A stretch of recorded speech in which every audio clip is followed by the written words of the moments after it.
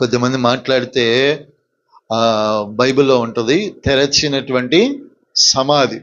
ఏ తెరవబడిన సమాధి సువాసన వస్తుందా, దుర్వాసన వస్తుందా? దుర్వాసనే. అక్కడ మనుష్యుడు నిలబడగలుగుతాడా?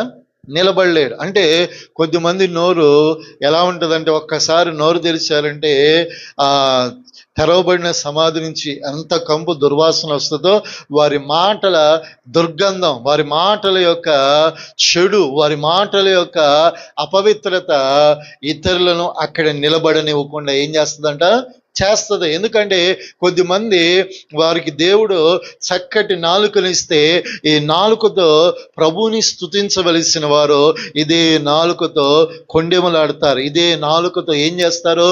అపవిత్రమైన మాటలు మాట్లాడతారు. ఇదే నాలుకతో కాని మాటలు ఏం చేస్తారు? పలుకుతూ ఉంటారు. ఇదే నాలుకతో ఉచ్చరణకు అవిధమైనటువంటి వ్యర్థమైన ఉచ్చరణ మాట్లాడతారు. ఒక్కొక్కసారి వారి మాటలను బట్టి ఇతరుల హృదయాలు ఏమైపోతాయి? గాయపరచబడతాయి. వారి నాలుక నుంచి వచ్చి ప్రతి మాట ఎలా కలుగు చేస్తుందంట?